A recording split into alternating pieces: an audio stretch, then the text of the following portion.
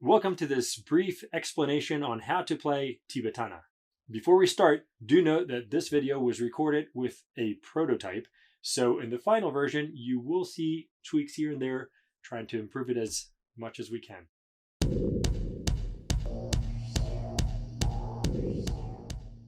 Tibetana, the mystical fusion between art and strategy.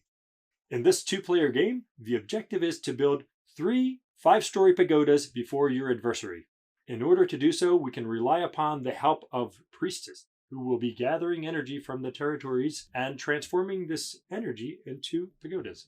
We also have some guardians, which are elephant figures that will pressure the priestess from the opposing faction and make their lives a little complicated, hindering the construction of their pagodas. In Tibetana, the territories can be of 3 types. We have deserts, prairies, and mountains.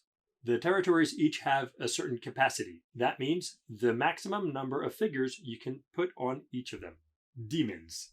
Demons in Tibetana are neutral figures that will have rule-bending effects wherever they are placed in the territories. As a reminder, both the pagodas and the demons go in the large circles. Therefore, you can never place a demon where you already have a pagoda. To set up a game of Tibetana, we're going to place our territories as you see here. Then we will place the initial settlements that are composed of 1 3-story pagoda, 1 guardian, and 1 priestess. Then we're going to place the crystals of energy in the surrounding territories. You may observe here that the further we go from the initial settlements, the more energy we will be able to find.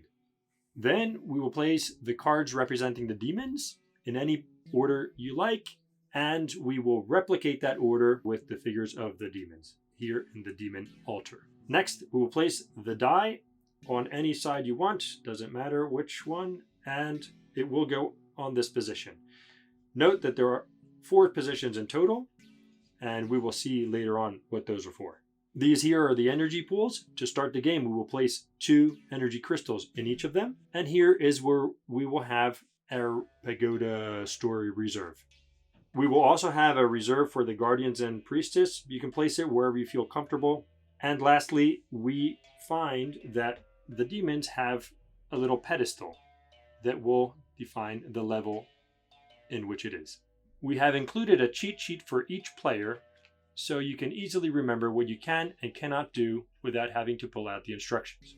And finally, we have the portals. These portals will connect the territories that they touch. They're always going to be on the outside of the territories, and they create adjacency between the 2. The game is played in turns. In each of your turn, you will have 3 actions that could be the same or different, except for when you start, the player that starts will only have 2 actions. The 3 actions can be either to move a figure, to train a figure, or to build a pagoda. How do you move? Moving is simple. You move by simply taking your figure and placing it in an adjacent territory, provided it is not occupied by the opposing faction. Always make sure that you actually have space. Training a figure. How do you train a figure?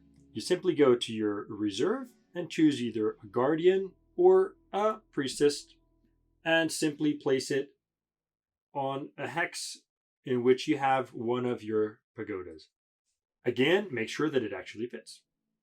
To build. In order to build, you must take the energies from the territories and transform them into pagoda stories. How exactly do we do so? So we will place a priestess where there is an energy, and we will absorb it, put it in your energy pool, and place a pagoda story. You will always move 1 position the die. We can also channel the energy from 1 territory all the way down to one of our pagodas. How do we do so? Make sure that you have 1 priestess in the initial territory and 1, let's imagine we're going to build it here, 1 on that territory. Here we will have to create the chain with 1 in the middle. So we absorb here, we channel it up to here, and we do the same as before. We place it in our energy pool, we put the story on our pagoda, and we move the counter. Make sure that when you're going to build, you are not pressured by the guardians. What does that mean?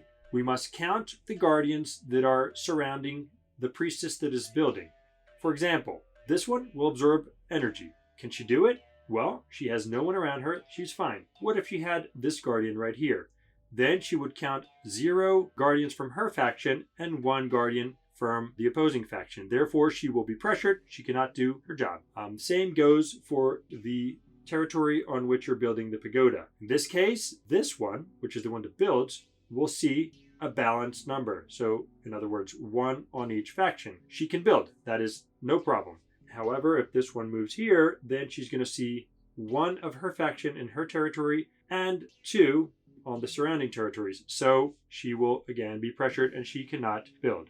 You would have to train an elephant and make sure that the balance is reached again. When all conditions are met and we can build, we will take the energy, place it in the energy pool, and move the die up 1 position. All this energy and all this extracting from the territories is going to start making our demons a little itchy. This energy in our energy pool can be used for special actions that we will be explaining very shortly.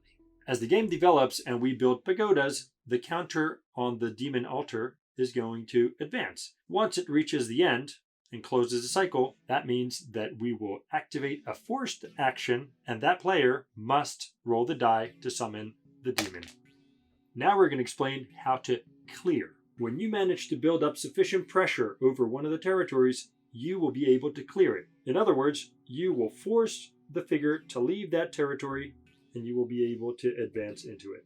In order to clear 1, 2, or 3 figures from one of the territories, you will need 3, 5, or 7 guardians in the adjacent territories.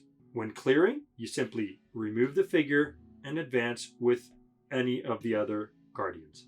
For clarity, if you're clearing a territory that has a pagoda, doesn't matter how high it is, the pagoda will count as an extra figure. In other words, in this example, we will have 2 figures, so you will need 5 guardians from the opposing faction to actually clear.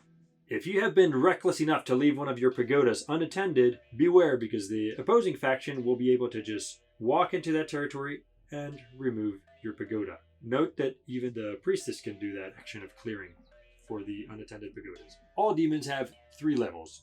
The first time you summon them, they'll appear in a natural state. The second time, they will be agitated. And if you summon them 3 times, they will have an explosive effect. You don't need to know every single effect of each of the demons. As you play them, you'll be able to see what each of the levels does. How do we summon demons? We take the die, we roll it, and we see what number we get. In this case, we rolled a 5. So we go to the 5th position of the altar of the demons and see who's there. In this case, it's Mahakala the Multiple. So we'll take the demon and we will place it in any territory that does not have a pagoda. From that moment, the effect applies. The next time we have to summon a demon, we will again roll the die. What happens if we get a 5 again? In this case, it is the same demon as the one that appeared before, so we'll just take this little pedestal and take the demon, place the pedestal underneath it, and again choose where you want to place it. As we said before, you cannot place it where there is a pagoda. So we place it on the territory and the effect will take place immediately. When summoning, if we roll a 6, note that we only have 5 positions. This means that we need to re-roll, and whatever the number, we will have a power-up in that summoning. In other words, we take the Death Dancer in this case, automatically including level 2 power. We again, as we explained before, we just place it in any of the empty territories. Obviously, the more power, the stronger the demon will be. Imagine now that we're playing with this example. We have to summon, and again we get a 5. So as you may remember, the multiple is already in place. It's already level 2. So what we're going to do is we go to the next level, which is the final level. So right then and there, we must activate the explosive effect. In other words, we don't lift it up and place it again. We just do it then and there. In Tibetana, we have special actions. These actions are the ones that require 2 units of energy. In other words, you just take them from your pool, put them back in the box as payment. We have 4 in total. Supply, which gives you an additional action. Summon, which we explained before. By the way, these are on your cheat sheets. You just pay the 2 and roll the die whenever you want. Doesn't matter in which position you find it. Expel. If you have a demon that is really bugging you, you can use 2 of your energies to move it away to an adjacent territory that is not occupied neither by a pagoda nor by another demon. They don't like to interact. We can also pay 2 to regenerate the portals. What does that mean? So you loosen them up and then you can just switch them around 1 or 2, doesn't matter, whichever one you want, and you can change which territories become adjacent. Just for clarity, demons may also use the portals. I'm just laying it out there, juicy strategies maybe. Well, thank you all for watching. I hope everything was pretty clear. If not, you can always blame the demons, and we'll see you on the other side.